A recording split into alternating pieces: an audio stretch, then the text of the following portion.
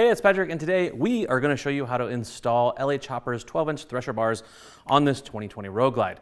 Now, these bars will work with your stock cables. This install is going to be the same for 15 up through 23 Road Glides. With me today is Mustachio Jones, otherwise known as Ewan, the new guy who took me seriously when I said we were going to install handlebar mustaches on ourselves for our handlebar install today. And if you're wondering, I don't look or feel like an idiot at all. But the Thresher bar is going to be great for the Road Glide. They were designed specifically with the Road Glide in mind. They're targeted at that T-bar look and feel without all the extra cost and work that goes into installing a traditional T-bar setup, which we do have a video for if you are interested in pursuing that route, which we'll link for you below. And if you notice in the T-bar video, we do remove the gas tank. Today, we're not going to need to do that because we don't need to remove our handlebar clamp. If you are changing your clamp, you would need to remove that gas tank. And as Ewan said, we have a video for that. And we're going to link all the tools needed for this in the description below. But first, let's get started with our first step, which is removing the ignition to start getting these bars off. So you're going to take your ignition and turn it all the way to the throttle side to 90 degrees, and then twist your key in a counterclockwise direction past your unlock position, and then take your finger or a pick and release a hidden pin underneath the ignition, which will free up the ignition to pull out. But don't pull too hard and lose your spring in the process. So now we need to get our gauges out of our way. So we're going to take a little flat blade screwdriver. We're going to pry from the bottom on our little chrome trim. That's going to pop it up and out of there. Then we need a T25. There's a screw on either side of our gauge pod. We'll pull that off. That'll give us access to our gauges so we can get those unplugged. So the next thing we're going to do is unplug the wiring from the back of our switch housing here, which will then give us access to a switch panel in the back where we can start unplugging our switch housings and our throttle by wire. But before we get down to the throttle by wire, there's a little zip tie we can clip so that we get a little more access and get everything unplugged and out of the way. So now we're going to take our master cylinders loose. We're obviously not going to take off all of our lines. So we need to just kind of lay them out of the way wherever we can. I don't really like disturbing them too much. I try to keep them as upright as I can, which can be a challenge. But to help that, I'll like to take the mirrors off. It isn't necessary, but it just takes some weight off the master cylinder. So I'm going to take a 1/2-inch socket, pull the mirrors off. Then I'm going to take a T27 and take both of these big clamps off to release our master cylinders. Something you should know, this is the stock clamp. Inside the stock clamp is this pin here that goes in this hole on the stock bar. Our new bar doesn't have this hole. Normally, to reuse this clamp, you'd have to grind this pin on here. Well, LA Choppers does us a nice little favor and they send new clamps. So we don't have to grind this pin out of here and use this 17-pound behemoth that Harley sends for the new bar setup. They actually send new perch clamps to go with the bar, which is really, really great. Now everything's freed up, so we're just going to take a 1/4-inch Allen and release the 4 bolts holding our clamp down onto the bars, and make sure you support them when you do this because they'll start to slide free. Another important thing to note is we're doing this on a lift so that our front wheel can't move at all, but if you're doing it where you might plan on moving the bike, it is important to have an ignition tool that you can drop in here so that you don't misalign your ignition if you do turn the bars once you start doing this. With our new handlebar setup, all you have to do is drive this down. You can take a punch like this. You could actually use a socket extension if you want. We're just gonna drive this straight down underneath our clamp. Bob's your uncle. So the next thing we're gonna do is take our T25 to get both of our switch housings loose. Then we're gonna slide our wires out through our old bars so that we can get them on our new bars. So basically got 2 little tabs here that are kind of holding this together. You definitely don't want to shear those off. We just kind of lift it up and now it comes loose and now we can pull our wires through. Right here, we have 2 sets of wires. The small set is going to our switch housing. This bigger wire, which these are gonna have to move together, is to our throttle by wire piece right here. So if you pull on that, that's gonna start to bring, these kind of have to come out together. There, as you see, as he's pulling on this one's moving too. So this is what we were hanging up on before. The edge of this plug hangs on the edge of that hole. You don't wanna pull on that too hard because you'll pull those wires right out of that plug.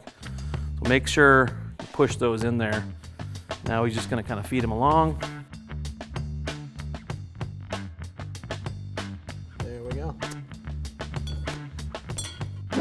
Okay, so now we need to run our switch housing wire and our throttle by wire back through the bars.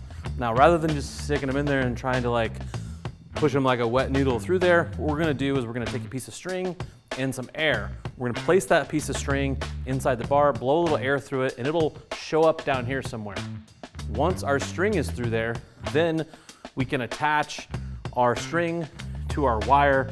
We want to tape it up real good. So we have some real tight bends to make in this bar. Then we're going to work that through. It's going to be a little bit of pushing, a little bit of pulling, and probably a lot of cussing. We're gonna get it through there. The one thing you have to remember on the throttle side is your switch housing wire goes through the cutout in the bottom of the bar, and you have to feed your throttle by wire through the end of the bar. You wanna feed them at the same time, but you gotta feed them from different source locations. So I wanna kind of mark this and put a piece of blue tape on it. That way, as this is being pulled through, I can kind of have an idea as this piece of tape gets closer to the end, where I'm at in here. Also, what we're gonna do is we're gonna pull this piece of string out of the end of here. Then we're gonna feed this through here. Now we need to take this, we need to attach these, but try to stagger them. So you don't wanna tape all these together like this, because now you got this big blob that's trying to make it around these corners. So we're gonna attach our string down here, and we're gonna attach this back up here somewhere. And I might even roll this back like this. So instead of having these both facing this way, anything, like he said, that is gonna hang up in there, we don't want on there. And when I tape this, what I like to do is to shroud these plugs a little bit to kind of give them a little bit of a ramp, but don't get too much tape on there, you don't want a big blob. Then I'll tape up here a ways, then I'll take this extra string, I'll go back over the top, and then tape it again. Because what could happen here is this could pull loose off the tape inside the bar, which does happen, and you have to do it all over again. Now I'm gonna start this through here, hopefully, and then we will get this other one taped on. Once I get this going, we're gonna tape this down here. I'm just gonna kind of pull this into here though. What we don't wanna do is tape this so far back on this that it doesn't come out down here. So we wanna make sure we get it fairly close. The other nice thing about electrical tape is you can pull it and it'll stretch. So if you can get it on there tighter, which I'm not doing a great job of right now, pull it like this and stretch it over, it kind of grips better.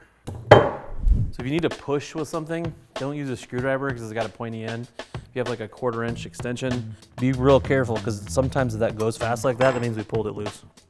Just so you know, there are two of us here. It's nice to have a friend, but it's important to know this is the most difficult part of this process and will require the most amount of time. Make sure you set aside enough time for this. It is absolutely possible to do it by yourself, but it's always nice to have a friend to console with as you struggle and frustrate yourself with wires. If you got a motorcycle, you should have a friend. Yeah, having a friend's always good. This is the first set of plugs from the switch housing. Okay, so we're gonna pull this through. Okay, see how we're running out of slack right here? But our other wire, we're damn close. That's why we mark this. It's like trying to push a snake. Little movement. Yeah.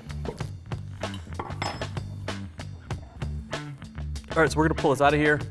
Ewan, push this in, and you're doing the right thing. You see the notches? Yeah. Small notch, big notch. So I'm gonna pull this through. He's gonna push it all the way in there. You ready? Yeah. Woohoo!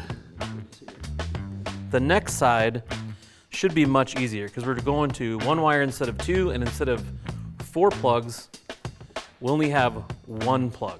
So if you're doing this for the first time, it actually might behoove you to do this easy side first. We did the hard side first. Take some of this right here. Slide right through there. Wax her up. Here we go. Oh, look at that. Thanks to the mustache grease, man. Yeah, that little. A wise man once told me you can pull electrical tape nice and tight. Yeah, that is the benefit of doing it by yourself, is you can kind of feel what's going on both ends. Bam! Damn! Much easier than the other. Boop.